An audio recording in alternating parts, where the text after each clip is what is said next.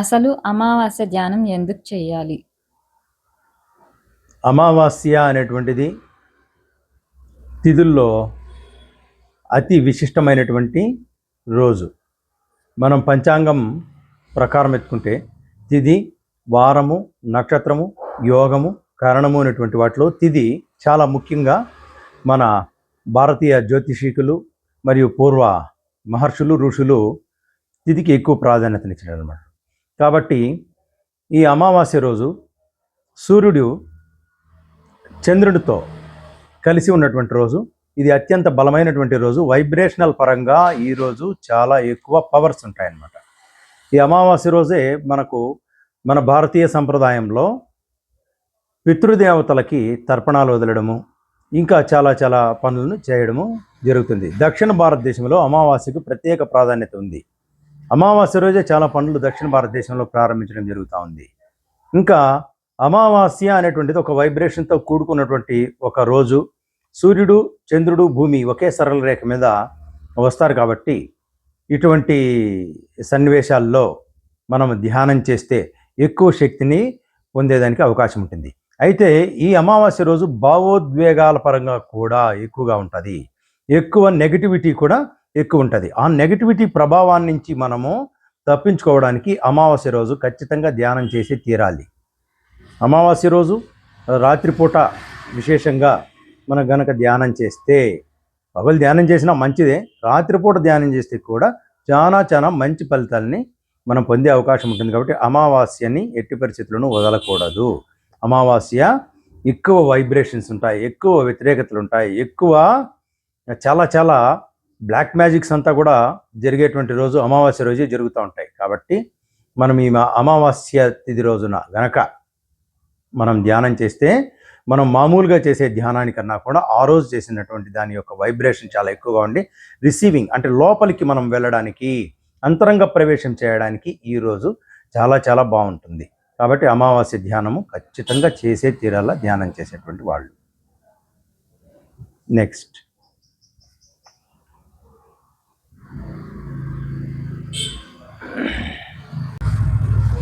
పౌర్ణమి ధ్యానం ఎందుకు చేయాలి? పౌర్ణమి తిథి రోజు చంద్రుడు సంపూర్ణంగా ప్రకాశిస్తూ ఉంటాడు. కారణం భూమికి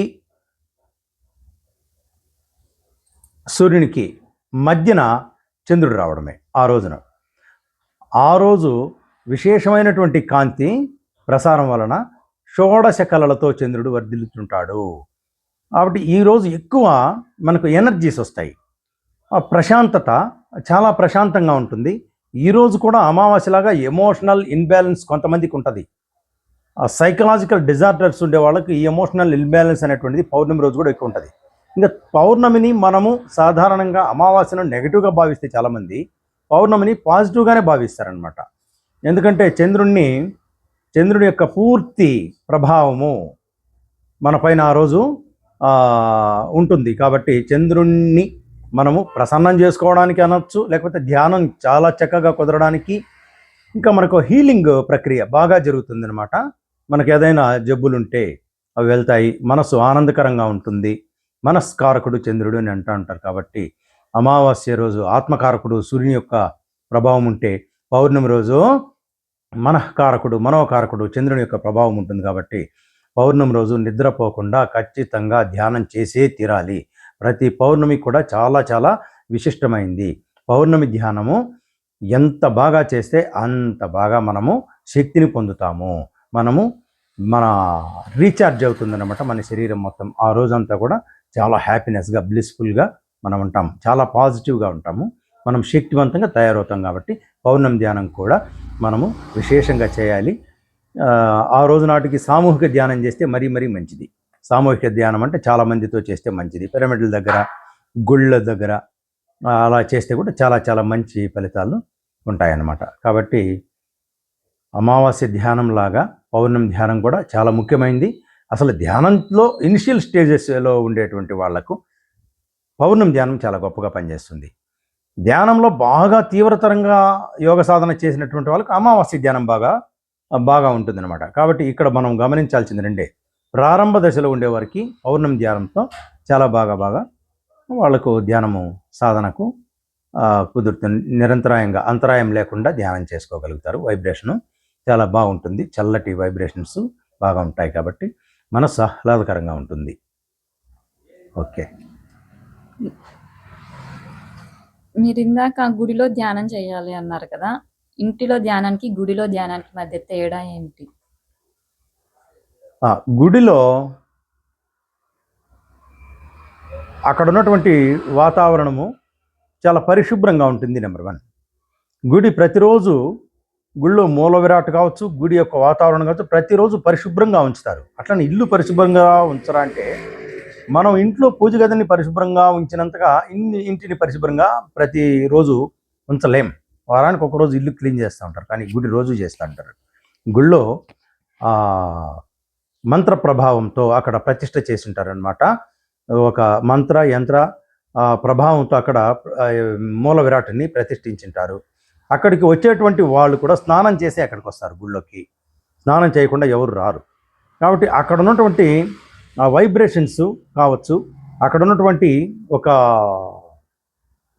దివ్య అనుభూతి కావచ్చు, మనల్ని ధ్యానానికి బాగా ప్రేరేపిస్తుంది. కాబట్టి గుడిలోన ధ్యానం అంట, బడిలోన ధ్యానం అంట, పొలం కాడ ధ్యానం అంట, ఇంటి కాడ ధ్యానం అంట, అట్లని చెప్పారు. కాబట్టి గుడిలో ధ్యానము చాలా బాగా కుదురుతుంది కూడా. అక్కడ నెగిటివ్ వైబ్రేషన్స్ అనేటివి దాదాపు ఉండవు. కాబట్టి అక్కడంతా పాజిటివ్ వైబ్స్ అద్భుతంగా ఉంటుంది. కాబట్టి మానసిక ప్రశాంతత బాగుంటుంది. కాబట్టి గుళ్ళో మనం ఖచ్చితంగా వెళితే, మనం గుడికి వెళ్ళేవాళ్ళైతే గుడికి వెళ్ళినప్పుడు ధ్యాన సాధన చేసుకోవడం మంచిది.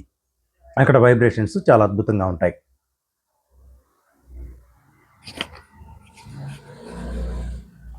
ప్రకృతిలో ఎందుకు ధ్యానం చేయాలి? అలాగే పంట పొలాల్లో కూడా చేస్తే బాగా మెడిటేషన్ కుదురుతుంది అంటారు. ఈ రెండింటి మధ్య తేడా?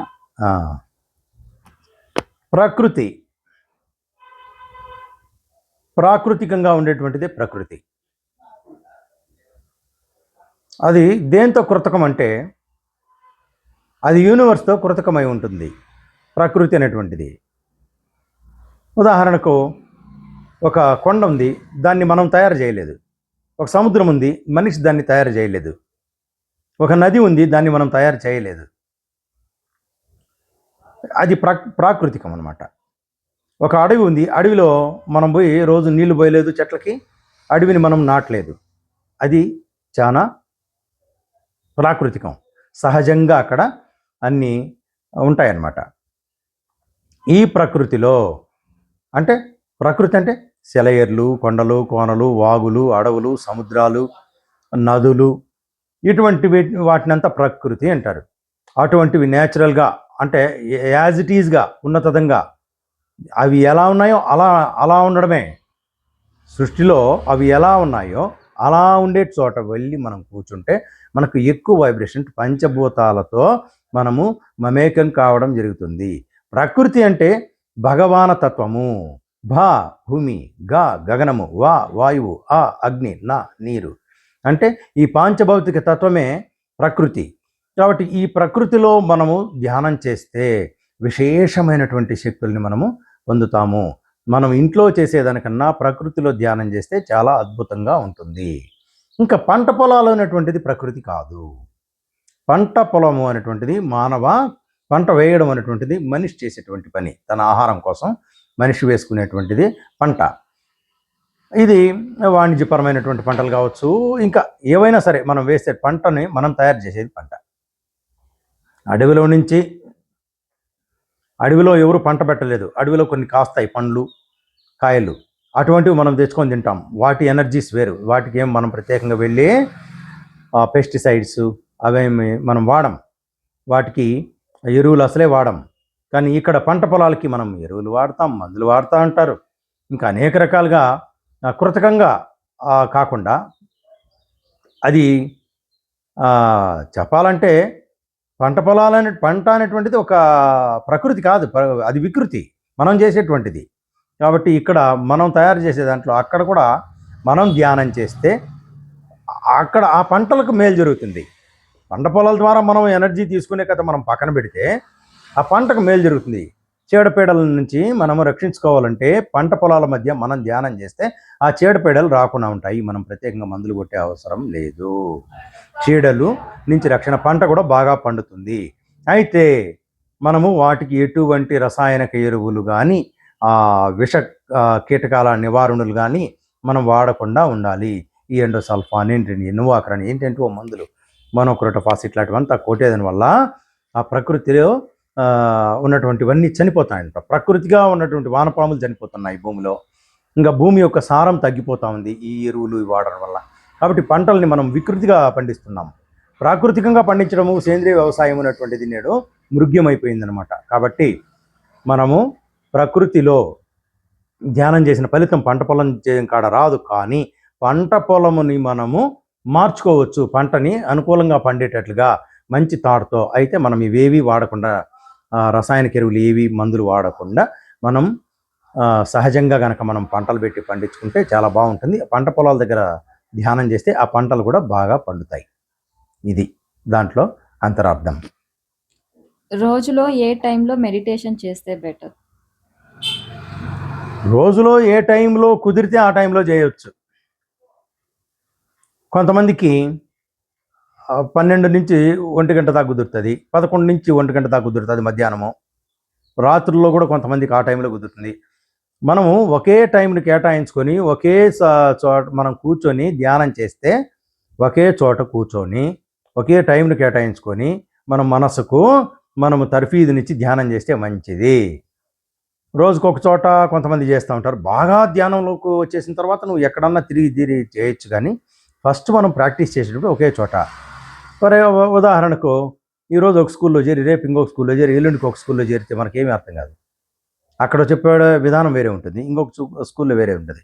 పదే పదే ట్రాన్స్ఫర్స్ అయ్యేటువంటి వాళ్ళు, ఉద్యోగులు, వాళ్ళ పిల్లలు కూడా కొంచెం ఇబ్బంది పడుతూ ఉంటారు అభ్యసన చేసుకోలేక. ఎందుకంటే వాళ్ళకు అక్కడ ఎన్విరాన్మెంట్ మారిపోతుంది, టీచింగ్ మెథడ్స్ మారిపోతాయి, చెప్పే గురువులు మారిపోతారు. కాబట్టి మనము ఒకే చోట స్థిరంగా ఒకే సమయంలో ధ్యానం చేయడానికి సమయం మనం నిర్దేశించుకోవాలి. ఉద్యోగస్తులు ఉంటారు, వాళ్ళకు డే టైం కుదరదు. కొంతమంది గృహిణులు ఉంటారు, వాళ్ళకి డే టైము కొంతవరకు పనులన్నీ చక్కబెట్టుకొని కూర్చోగలుగుతారు. అట్లా ఎవరికి ఏ టైంలో ఇష్టమో ఆ టైంలో ధ్యానం చేస్తే మంచిది. కొంతమంది తెల్లవారుజామున ధ్యానం చేస్తే మంచిది, బ్రహ్మముహూర్తం అని అంటూ ఉంటారు. బ్రహ్మముహూర్తములో నిద్ర మత్తులో ఉంటాడు, అప్పుడు లేచి ఎట్లా కూర్చుంటే ఏమొస్తుంది? నిద్ర వస్తుంది. ధ్యానం ఎలా కుదురుతుంది? అప్పుడు ఫ్రెషప్ అయ్యి స్నానం చేసి, ఒకవేళ అలవాటు ఉండి ఆ టైంలో నిజంగా మెలకువ వచ్చేస్తే ఓకే. బలవంతంగా అలారం పెట్టుకొని నిద్ర లేచి ధ్యానం చేస్తే ధ్యానం కుదరదు. బలవంతంగా లేచి చేసేది కాదు ధ్యానం అంటే. సహజంగా మన మనసే మనల్ని తట్టి లేపి ఆ టైంకి లేపి కూర్చోబెడితే పెడుతుంది. మనసే, మన ఆత్మ లేదా మన బుద్ధి అనేటువంటిది మనకు చెప్పి మనం కూర్చోబెడితే అది వేరు. మనం అలారం పెట్టుకునో, ఎవరో లేపుతూనో, బలవంతంగా లేసో, బ్రహ్మముహూర్తం మంచిదంట అని చెప్పేసి చాలామంది అంటూ ఉంటారు. ఆ టైంలో లేచి కూర్చొని ధ్యానం చేస్తే మంచిది అని అంటూ ఉంటారు, కానీ ఆ టైంలో నిద్ర మత్తుంటుంది, కొంతమందికి కూర్చోలేరు. ఎవ్వరు ఏ టైంలో కుదిరితే ఒకే చోట కొద్ది రోజులు, కనీసం 40 రోజులు ఒకే చోట ఒకే టైంకు ధ్యానం చేయడం, ఇది ప్రాథమిక లర్నర్స్కి మాత్రమే. అంటే బాగా సాధన చేసేవాళ్ళు ఎప్పుడైనా చేయొచ్చు, ఎక్కడైనా చేయొచ్చు. వాళ్ళు అడవుల్లో చేస్తారు, గుట్టల్లో చేస్తారు, కొండలు రోజుకు ఒక చోట చేసి జర్నీ చేసేవాళ్ళు చాలామంది ఉన్నారు. నాకు తెలిసి కొంతమంది ధ్యాన ప్రచారం చేసుకుంటూ రోజుకు ఒక ఊర్లో ఉంటారు, అక్కడ ధ్యానం చేసుకుంటూ వెళ్తూ ఉంటారు. రోజు ఒక్కొక్క చోట ఒకే చోట స్థిరంగా గౌతమ బుద్ధుడు కూర్చొని చేయలేదు, ఎవరు కూర్చొని చేయలేదు. కానీ లర్నర్స్కి నేను చెప్తున్నాను, 40 days ఒకే చోట ఒకే సమయానికి కూర్చొని ధ్యానం చేస్తే కొంచెం ధ్యానం బాగా స్థితమవుతుంది, మంచి స్టేజ్ వస్తుంది. ఇప్పుడు అందరూ ప్రతిరోజు మెడిటేషన్ చేయలేరు కదా. ఒక్కొక్కరు ఒక రోజు చేస్తారు, ఇంకొక రోజు చేయరు. అప్పుడు వాళ్ళకి ఫలితం వస్తుందా అప్పటికి కూడా, అప్పుడప్పుడు చేసినా కూడా? అవును, మనము ఆహారం అప్పుడప్పుడు తింటే ఎలా ఉంటుంది? మనం రోజుకు 3 పూటల ఆహారం తినేటప్పుడు రోజు మెడిటేషన్ ఖచ్చితంగా చేయాలి. ధ్యానం ఎందుకు చేస్తున్నామో కూడా చాలామందికి తెలియదు. ధ్యానం అంటే ఏమీ లేదు, ఆత్మకు ఆహారం పెట్టేటువంటి ప్రక్రియ. ఆత్మకు ఫుడ్ దొరుకుతుంది, కాస్మిక్ ఎనర్జీ ఆత్మ తీసుకుంటుంది. ఆత్మ తీసుకునేది కాస్మిక్ ఎనర్జీని. ధ్యానంలో కూర్చున్నప్పుడే మనం కాస్మిక్ ఎనర్జీని ఎక్కువగా తీసుకోగలుగుతాము. 80% నిద్ర ద్వారా, రిలాక్స్డ్ మ్యూజిక్ వినడం ద్వారా, ఇంకా మనసు హాయిగా ఉన్నప్పుడు కొంతవరకు మనం కాస్మిక్ ఎనర్జీని తీసుకోవచ్చు. కానీ పూర్తి స్థాయిలో ఆత్మకు ఆహారం అందడం అంటే ధ్యానం చేసేటప్పుడే అందుతుంది. కాబట్టి మనము రోజు చేయాల్సిందే. రోజు మనం శక్తివంతులుగా ఉండాలంటే రోజు ధ్యానం చేయాల్సిందే. పొద్దుగాల చేయాలా, సాయంత్రము చేయాలా, రాత్రి చేయాలా, మనకి ఎప్పుడు కుదిరితే అప్పుడు ఒక్క నిమిషమైనా సరే. కొంతమంది నిలబడి కూడా ధ్యానం చేద్దామంటా ఉంటారు. నిల్చుకొని కూడా ధ్యానం చేయొచ్చు కళ్ళు మూసుకొని కొంతసేపు. అలా కొన్ని సెకండ్లే ఉంది నాకు టైము, అప్పుడు కూడా కళ్ళు మూసుకొని మనం ధ్యానం చేయవచ్చు. అంతేగాని ధ్యానం ఎప్పుడైనా చేయొచ్చు, ఎక్కడైనా చేయొచ్చు. అంతేగాని 2 రోజులకో 3 రోజులకో, కొంతమందికి అస్సలు కుదరదు. 2, 3 రోజులకు ఒకసారి అట్లని కంటిన్యూగా అలా కాకుండా నువ్వు 2, 3 రోజులకు అన్నం తినకపోతే ఎలా అవుతావు, అలా అవుతుంది ఇప్పుడు ఆత్మ పరిస్థితి కూడా గజిబిజిగా తయారవుతుంది. కాబట్టి రోజు ధ్యానం చేయడం మంచిది. 2, 3 రోజులకు ఒకసారి చేసే ధ్యానము అది ఏదో అవకాశానికి అనుగుణంగా ఒక అవకాశం వచ్చినప్పుడు చేసేది కాదు ధ్యానం అంటే. ప్రతిరోజు అనుదినం చేసేది ధ్యానం. ఒక దినం చేయడము, ఒక దినం చేయకుండా ఉండడము కుదరదు. రెగ్యులర్గా ధ్యానం సాధన చేయాలా. ఉదయము చేయాలా, సాయంత్రం చేయాలా. రోజులో కనీసము 3 గంటల సేపు గనక మనం ధ్యానం చేయగలిగితే మన యొక్క స్థితిగతులు కంప్లీట్గా సంపూర్ణంగా మారిపోతాయి అనడంలో సందేహం లేదు.